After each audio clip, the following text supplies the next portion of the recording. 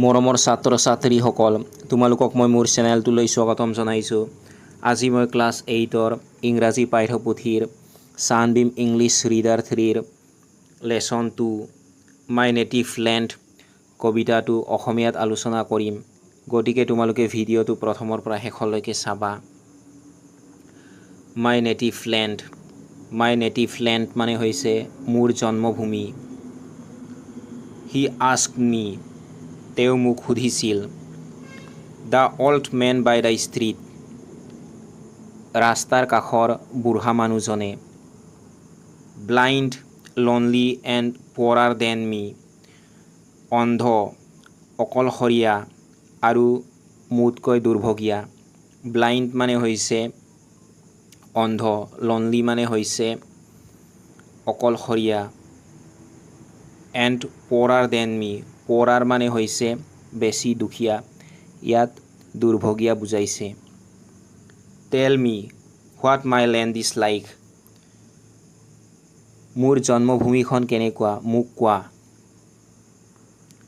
Breadth ককা, উশাহ লোৱা ককা। আই ছেইড, মই কৈছিলোঁ। ব্ৰীথ ডিপ, দীঘলকৈ উশাহ লোৱা। The warm air that reminds you of your childhood friends, উষ্ম বায়ু, যিয়ে তোমাক তোমাৰ শৈশৱৰ বন্ধুৰ কথা মনত পেলায়।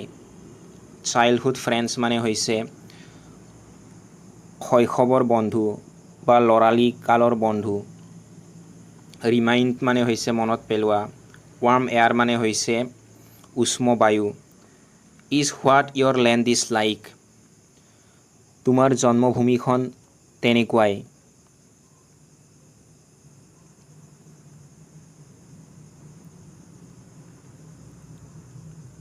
The cool breeze on your face this Moran,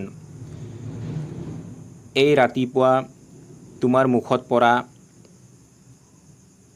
ঠাণ্ডা বতাহ বা মৃদু বতাহ। কুল ব্ৰিজ মানে হৈছে ঠাণ্ডা বতাহ বা মৃদু বতাহ। On your face this morn, morn মানে হৈছে মৰ্ণিং বা ৰাতিপুৱা। After last night's endless thunder and rain, যোৱা ৰাতিৰ নিৰন্তৰ ঢেৰেকনি আৰু বৰষুণৰ পাছত। এণ্ডলেছ থাণ্ডাৰ মানে হৈছে নিৰন্তৰ ঢেৰেকনি, ৰেইন মানে হৈছে বৰষুণ। Is the peaceful breath of your land, সেইটোৱেই তোমাৰ জন্মভূমিৰ শান্তিপূৰ্ণ বতাহ বা উশাহ। পিচফুল মানে শান্তিপূৰ্ণ, ব্ৰেথ মানে হৈছে উশাহ বা বতাহ। অফ ইয়'ৰ লেণ্ড মানে হৈছে তোমাৰ জন্মভূমি। The contented gargling of that little baby, সেই কণমানি কেঁচুৱাটিৰ সন্তুষ্টি ভৰা কলকলনি। কণ্টেণ্টেড মানে হৈছে সন্তুষ্ট বা তৃপ্তি লগা। গাৰ্গলিং মানে হৈছে আনন্দত কেঁচুৱাই কৰা শব্দ। অফ ডেট লিটিল বেবী, সেই কণমানি কেঁচুৱাটিৰ। Tied to her mother's sturdy back, তাইৰ মাকৰ মজবুত পিঠিত বান্ধি থোৱা। মাদাৰ্ছ ষ্টাৰ্ডি বেক মানে হৈছে মাকৰ, ষ্টাৰ্ডি মানে হৈছে মজবুত, বেক মানে হৈছে পিঠি। Is the soil of which your land is made, সেইটোৱেই তোমাৰ জন্মভূমিখন যিটো মাটিৰে গঠিত মানে কৈছে। Is the soil of which your land is made, সেয়াই যিটো তোমাৰ জন্মভূমিখন যিটো মাটিৰে গঠিত বুলি কৈছে, সেয়াই হৈছে মাটি। ছইল মানে হৈছে মাটি।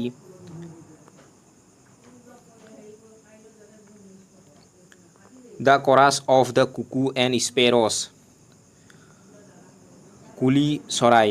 কুকু মানে হৈছে কুলি চৰাই, স্পেৰছ মানে হৈছে ঘনচিৰিকা। কুলি চৰাই আৰু ঘনচিৰিকাৰ কৰাছ মানে হৈছে সমবেত সংগীত, একেলগে গোৱা গীত। কুলি চৰাই আৰু ঘনচিৰিকাৰ সমবেত সংগীত। As they play around the tree tops near, যেতিয়া তেওঁলোকে ওচৰতে থকা গছৰ শিখৰৰ মানে একেবাৰে গছৰ ওপৰত মানে যেতিয়া খেলি থাকে is what shapes your native land সেয়াই তোমাৰ জন্মভূমিৰ আকাৰ দিয়ে বুলি কৈছে শেপছ মানে হৈছে আকাৰ বা